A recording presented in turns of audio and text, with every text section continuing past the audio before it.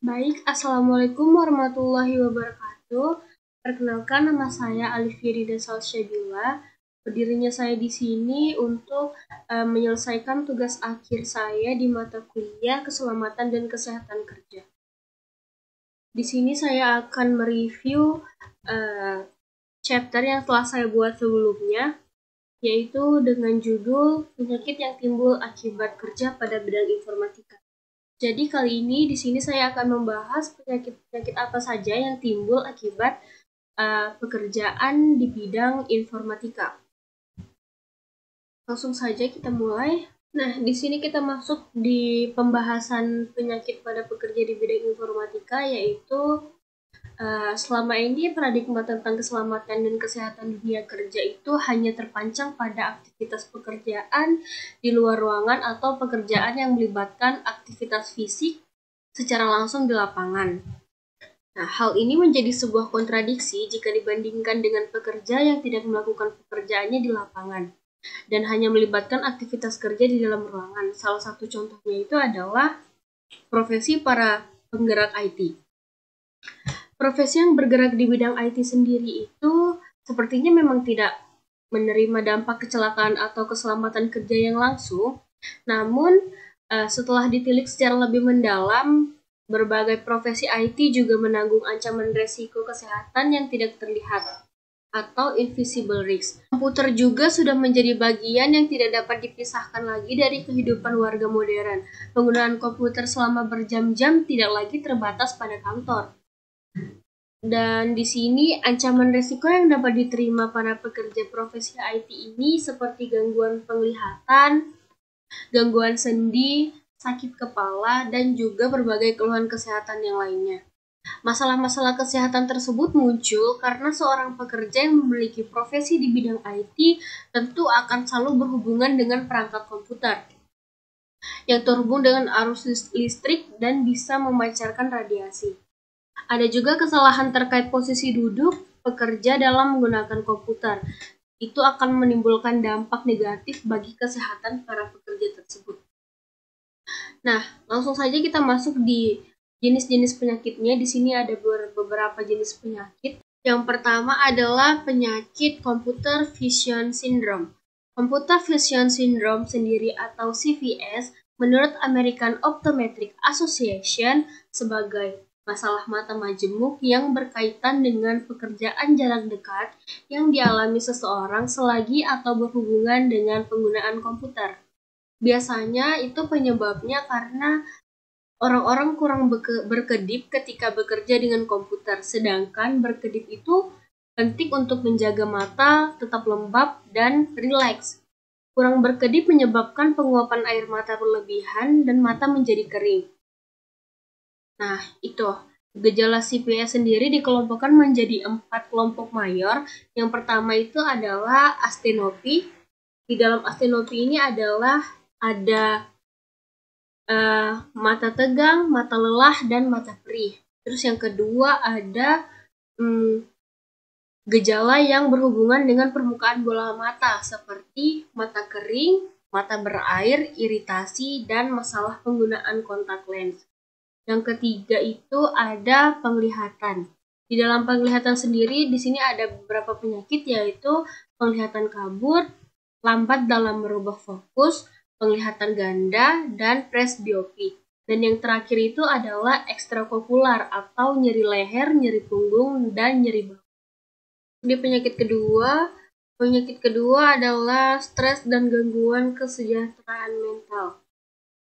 Stres sendiri adalah suatu bentuk tanggapan seseorang, baik fisik maupun mental, terhadap suatu perubahan lingkungannya yang dirasakan mengganggu dan mengakibatkan dirinya terancam. Mangkunegara menyatakan bahwa stres kerja adalah perasaan yang menekan atau merasa tertekan yang dialami karyawan dalam menghadapi pekerjaan. Stres kerja ini bisa menimbulkan emosi tidak stabil, perasaan tidak tenang, suka menyendiri, sulit tidur, merokok berlebihan, tidak bisa rileks, cemas, tegang, gugup, dan tekanan darah bisa jadi meningkat. Hal ini dapat berdampak buruk dan dapat menimbulkan penyakit psikis yang dapat diderita oleh para pekerja di bidang IT. Kesehatan mental adalah keadaan sejahtera di mana setiap individu menyadari potensi yang dimilikinya dan dapat mengatasi tekanan normal dari kehidupan, dapat bekerja secara produktif dan baik, dan mampu memberikan kontribusi kepada komunitasnya.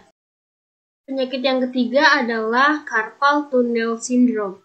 Carpal tunnel syndrome sendiri atau CTS adalah penyakit pada pergelangan tangan yang melalui terowongan karpal, tepatnya ekstremitas atas akibat kerja dari terjepitnya syaraf. Nah, carpal tunnel syndrome sendiri disebabkan oleh trauma secara akumulatif, yaitu ketika tangan digerakkan secara berulang-ulang pada periodisasi waktu yang lama dengan jumlah gerakan pada jari-jari dan tangan yang berlebihan. Kegiatan yang berkaitan dengan bekerja pada bidang informatika yang dapat menyebabkan carpal tunnel syndrome ini sendiri adalah kegiatan yang selalu melibatkan keyboard dan mouse dapat menimbulkan cedera urat tangan, lengan, dan bahu. Nah, beribu kali jari-jari tangan mengulang gerakan menekan keyboard ketika mengetik dengan tangan yang mencengkeram menggeser mouse itu, sehingga tanpa disadari terjadi akumulasi kerusakan pada badan secara keseluruhan. Jadi, tanpa kita sadari, selagi kita mengetik dalam waktu yang lama itu, kita bisa terkena penyakit carpal tunnel syndrome. Karena itulah ya. Penyakit keempat ini adalah low back pain.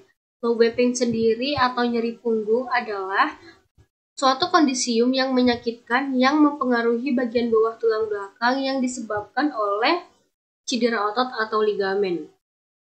Nah, penyebabnya ini adalah karena kita duduk terlalu lama. Nah, setelah duduk terlalu lama sekitar 15-20 menit itu, otot punggung biasanya mulai lelah dan mulai terasa nyeri. Duduk lama sekitar 15-20 menit, otot di punggung biasanya mulai lelah dan mulai terasa nyeri punggung di bagian bawah. Nah, durasi duduk yang lebih dari 4 jam itu memiliki hubungan dengan keluhan LBP.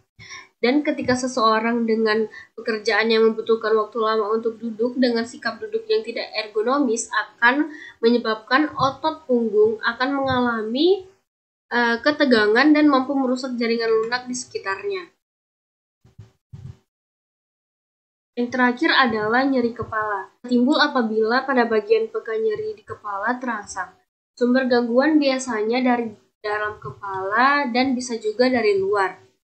Menurut penelitian yang dilakukan oleh Robert dengan judul Gambaran Nyeri Kepala pada Mahasiswa yang Menggunakan Komputer di Fakultas Universitas Samratulangi Angkatan 2012, adanya hubungan antara penggunaan komputer dengan nyeri kepala dikarenakan karena durasi penggunaan komputernya itu lebih dari 3 jam.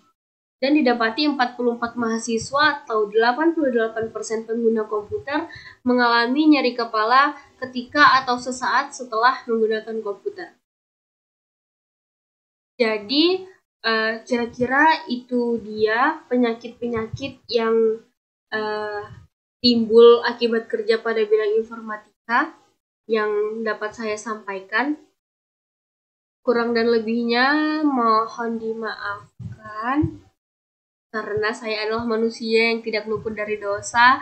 Semoga nilai UAS ujian akhir saya ini mendapat nilai yang memuaskan. Terima kasih.